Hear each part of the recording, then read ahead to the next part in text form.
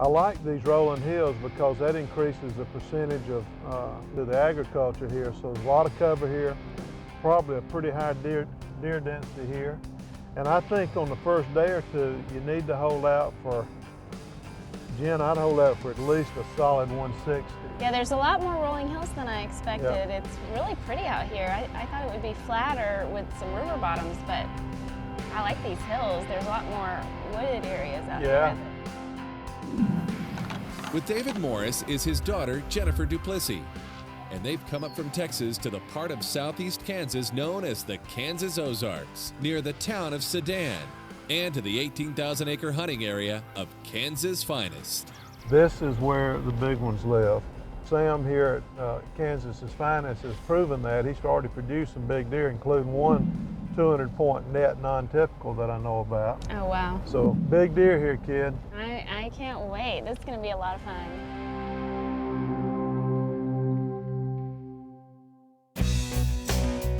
Growing up with a father like David Morris, it's only natural that married daughter Jennifer Duplissey would become a skilled whitetail hunter in her own right, and one who earns all the bucks she takes. Well, Jen, the big challenge for you is going to be to hold off the trigger till the right one comes along. I know it. I'm a little concerned about that, but that's a good mid-170s 10-point in there. I can't wait to see that. Okay, I'm looking for him, yeah. Well, let's go do it. Yeah, I'm going to go get some more clothes. One of the special treats of this hunt was that my daughter Jennifer got to come along with me. And she is a great hunter in her own right. I mean, I didn't have to worry about her. I could go out and hunt on my own and just turn her loose. So she was on her own to get out there in Kansas, find her a big buck, and hopefully bring one back to Texas. We caught a glimpse. I saw tremendous antlers as we were setting up to possibly take this deer because he was gorgeous. I was going to take a better look at him, but he ended up hitting some brush line and disappeared, never came out. We're just kind of going to hang out for a while. We've got a fawn still out here eating and browsing, so maybe we'll be able to get some more movement this morning. We might just hang out for a while and see what happens. So, by seeing a deer that big the first morning really encouraged me for the rest of the trip, and it made every minute an exciting one here. Our strategy the first morning was to hunt from a tree stand. Well, we saw right away when we got there before daybreak that we couldn't hunt from that tree stand because the wind was probably blowing 30, 40 miles an hour and that tree was shaking. So we sat on the ground and it was cold and windy and a blizzard.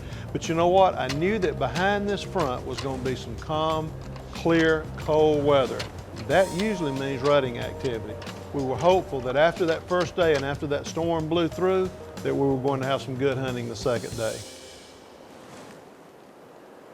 We're going to set this ground blind up right over this hill. That should be out of the wind a little bit. We should catch them here tonight. Got a ground blind in the right place. It gets us out of this wind. If the wind lets up, we're going to get this tree stand over here. It gives us a little more elevation, a little more visibility. I like this setup. This afternoon we're going to get him. Most of the hills are open grasslands, but these draws in these valleys, and there's a lot of them, are heavily timbered, great whitetail cover. I knew then we were going to be in for a good hunt. He's right down there where those little cedars are in that bottom.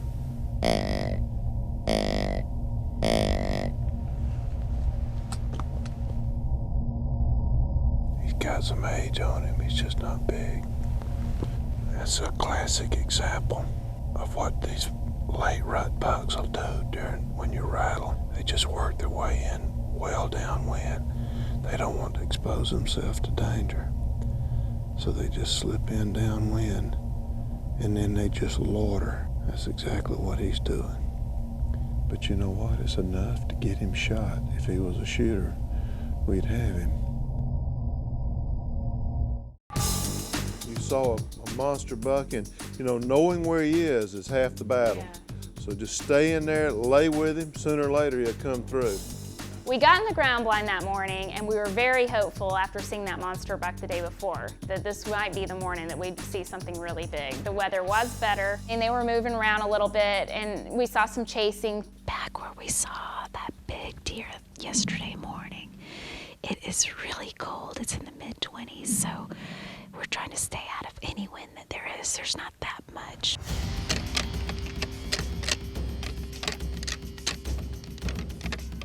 A lot of young bucks moving around. That's kind of typical of the post rut. You see a lot of young bucks, not so many mature bucks, but you know, in the late rut, a lot of times you'll see some of the biggest bucks of the year. And that's what we were counting on. And we knew as long as we're seeing deer, sooner or later that big buck was going to come by. Pretty young 8-pointer. There's a bull just to the right of him that's got him spooked. All that deer right there needs is age. He's going to be a really pretty deer.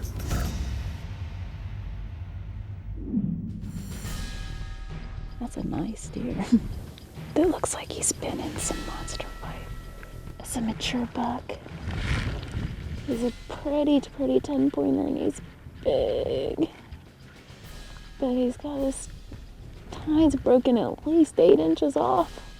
It's only the second morning, so I don't think I'm gonna shoot him a broken deer. That if it was his brow tine or something, or just broken off a little, I'd definitely shoot him. He's a beautiful deer, but I hope I don't regret this.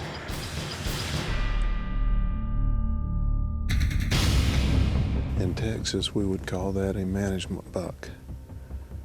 He's been going under a fence somewhere, but he's just not a shooter. So we saw some deer that second morning and we were encouraged. Didn't see the deer we wanted, but we did see enough activity that we knew, Lord willing, time would put a big buck in front of us.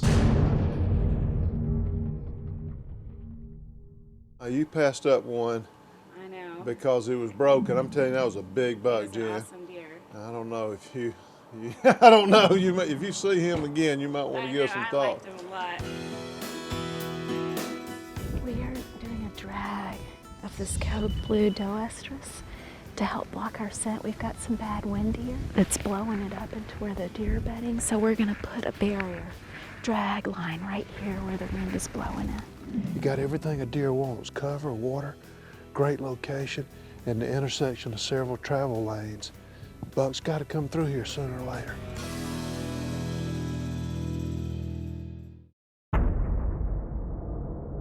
There was a lot of rutting activity going on, but it was all younger deer, which is typical of kind of the post-rut. But you never know. There could always be that big deer that checks it out. Just wait until probably the sun gets a little higher. They'll start moving more. We'll see. And boy, did we see the deer. We saw tons of young bucks. One beautiful tight-racked 8 and a tremendous young 8, but we didn't see the big buck we were after.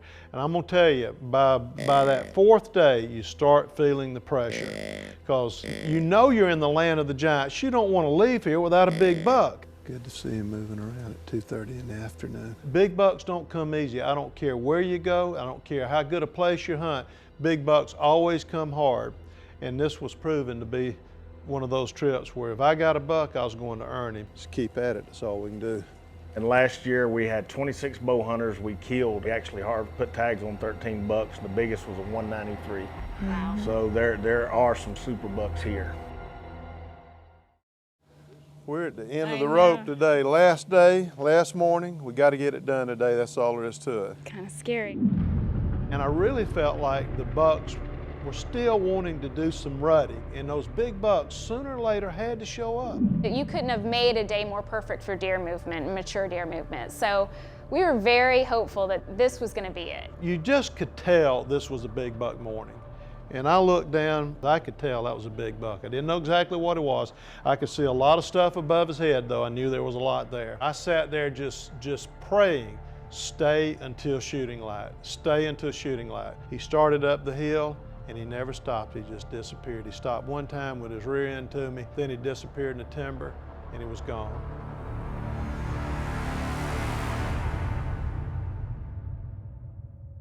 The rutting activity's picking up, but the hunt here in Kansas may not be going quite as planned. Darn bulls have come back in here again. I am not going to waste my last hour with these bulls right in front of us. So we're going to ease along. Hope we can catch something moving. Even though Dad and I are under a lot of pressure getting to the last day without a deer, so it was just right for deer movement. So I really felt like one of us were gonna go home with a deer. We did see him this morning. We saw a monster 10-pointer. This is a 170 class 10. He's a beautiful, beautiful 10-pointer. I wanted this deer. This was a chance I'd been waiting for. All I could hope was he was still in that area. He's not a shooter, he's a nice deer though. They're still interested. They're still interested. Drizzle started coming in. The wind laid. I love hunting a light drizzle. Those big bucks move on a light drizzle. It's almost like they feel concealed. You can bet there's some big buck on their feet moving around.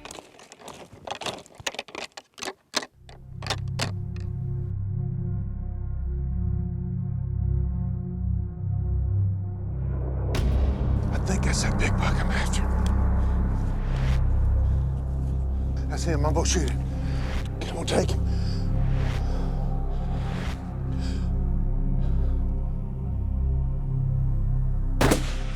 Got him! I got him! I got him! That is a monster! Smoking, baby! As soon as I put my glasses on him, I saw those big 3 tines up. I knew it was him.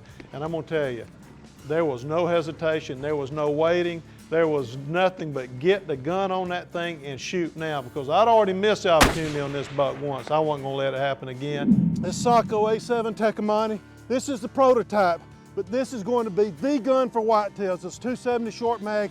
It dropped that deer almost 300 yards, a monster, a monster.